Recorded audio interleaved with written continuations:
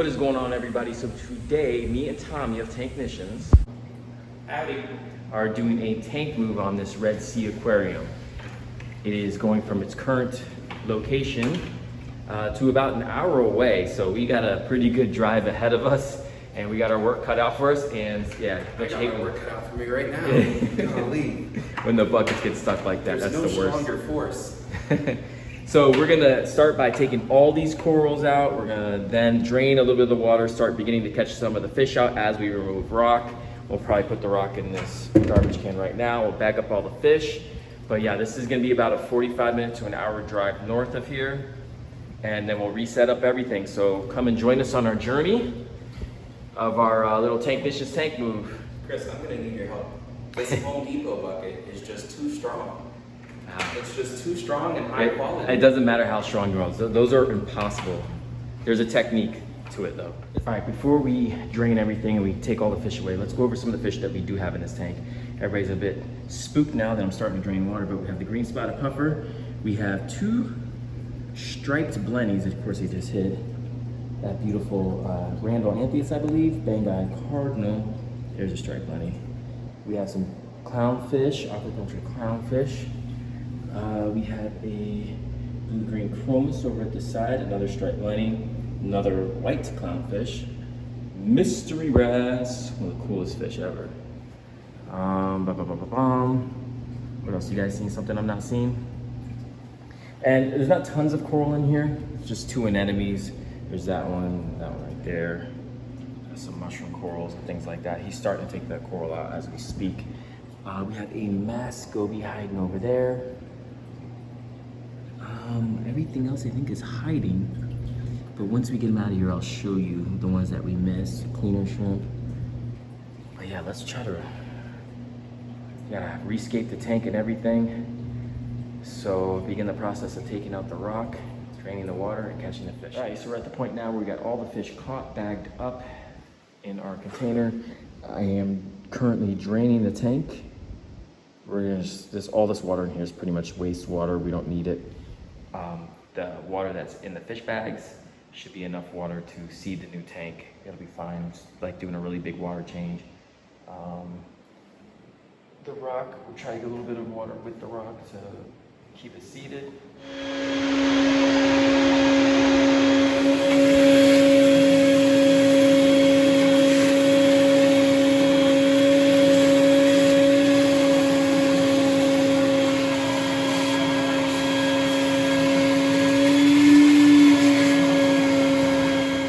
So we have everything drained, everything is out of the tank, sand and all. Everything is ready to be moved. So right now what we're gonna do is undo the plumbing and then take the tank first and then the stand, load it up on the box truck, and then we'll be on our way north for about an hour, which I could use the hour break, to the new home, and we'll set it up there. So the box truck is full. We have the tank on there and we are packed up, ready to roll out for our drive. See you when we get there. Tommy, how you feeling? Halfway there. Feeling good. Feeling good. Let's do it. So we made the trip. We're here to the new spot where we're going to be putting the tank. So let's begin the process. So we got Tommy here rinsing the sand, the old sand. We're going to put some of it back into the tank. We saved about 8 gallons worth of sand. He's just giving a quick rinse to get some of the detritus and nasty stuff out of there. Just kind of give it a refresh. Got all the fish float acclimating right now for temperature purposes. Filling the tank up too. We did a really nice scape on this tank. It looks much better than before. It's a bit cloudy, but that will clear up in no time. Yeah, don't you love the scape? Yeah. Look at it. Once that clears up, I'll give you guys a good look at the scape. But yeah, so we're getting close here. Just got a few more things to do and then we're done. That is a lot of bags of fish floating. Wow. Some good fish too. Yeah, they did great on the trip. Yeah, these are really pretty fish. Good selection of fish for a tank this size. Look at our buddies right here. Everybody looks good. Got our puffer back there, our clownfish, bang-eyed cardinal, our chromis, our inverts. Everybody's acclimating.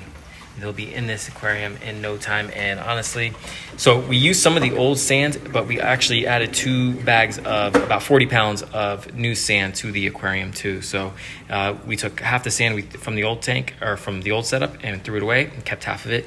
And we put the new sand on the bottom and then the old stuff on top. And so there should be enough bacteria in that sand to restart, to keep this tank good. And it's just like a really big water change, a really deep cleaning. I think the tank will be fine. It'll bounce back just fine. All right, so all the fish are in. The tank is still a bit cloudy, but that should settle in time. Our scape, I really love the way our scape looks. But so far, I think everything went pretty smooth for today. Now the fish are a little bit stressed out, but I think, that's to be expected. And within by tomorrow morning, this tank will be crystal clear and everything should be good. Contacted the customer. If there's any issues, they can call us up and we'll take it from there. But I think we're in pretty good shape. I think everything's looking good. And mission accomplished. And I'll see this tank in about a month for its first tank service. But I'm really happy with the way things turned out. And you can't ask anything better than what we got now. We didn't drop the tank. Everything's hooked up. We're good. So we're back at the shop now, and I want to show you guys another aquarium that I've been working on that I'm really happy with the process. I'm really happy with where it's at right now. And I was fighting some hair algae, but it looks great. And I'm going to take you guys to that in a second, but check this out. We have a whole bunch of Bergia nudibranchs that are feeding on Aptasia right now. We are breeding them in our facility, and hopefully they will lay some eggs for us, and we will have a lot more Bergias. Because although we've had success with 1 tank filled with them, the more the better. So we started a second 10-gallon tank with Bergias, and hopefully we can just really start cranking these out and have a lot on hand. But tank is filled with Aptasia for them to munch on. So like our previous 10-gallon tank with Bergias that started to breed, hopefully these will too. One more cool thing I wanted to show you guys. In this tank, we had a blood shrimp, and the blood shrimp actually had a clutch of eggs, and they hatched, and we got baby blood shrimp in this aquarium just floating around here. Now, unfortunately, these probably won't survive just because they're extremely delicate, but it's still pretty cool to see. Because they won't survive, they probably would make good fish food, so maybe we scoop them out of here and feed them to fish. I know that sounds cruel, but there's just no way we could get them to survive. They're just too delicate. They people have yet to figure out how to get blood shrimp to survive. But yeah, they're floating around in here. You can see those little specks moving around. Those are blood shrimp. All right, so this is the tank I wanted to share with you guys today. This thing is looking amazing. Now, we were just dealing with some major green hair algae in this tank, but we did a good treatment on that. We did some water changes. We got the water chemistry right, and there's not a speck of hair algae in here. It is looking great, and the corals are just going nuts. The anemone looks good. I love how the anemone and the clownfish kind of had that little relationship right there, just hanging out in the anemone. But everything's just growing like crazy. The zoas, look at these red mushrooms. These red discosoma mushrooms are all out over the tank. I'm constantly having to frag them out of here just because they're growing so quickly. The zoas are growing. There was anemones right here that were burning a couple of them, but since I've removed the anemones, they have really starting to take off. This is kind of cool here, some green star polyp mixed in with the mushrooms, two very strong corals battling it out there. And it ends up looking like a pretty cool mixture. But yeah, the rocks are actually really, really clean. I'm really proud of the job we were able to do to get this tank to look clean. Got some rock flower anemones down on the bottom. Coralline algae growth in this tank is amazing. Ever since we started dosing Kalkwasser and got that pH up, the coralline algae has just been going nuts. Now we just recently added this acan to the aquarium, and it's looking nice, big, fat, and fluffy. I want to add some more LPS corals like that in this tank. Leather corals are doing great. They're all expanded out. This rock is completely taken over by red discosoma mushrooms. You got to keep an eye on that because we don't want any more mushrooms floating around here. This rock is being completely taken over by zoas.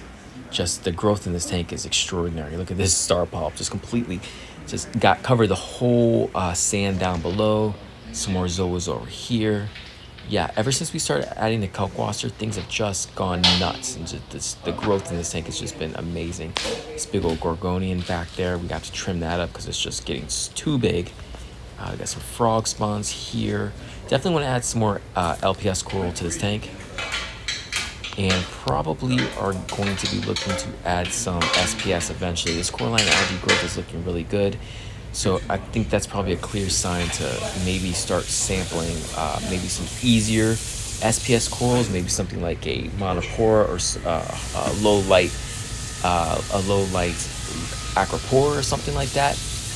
Maybe even like a possilopora or a bird's nest coral would be smart. See that little blue right there? That's a plating sponge that's growing, that doubled in size.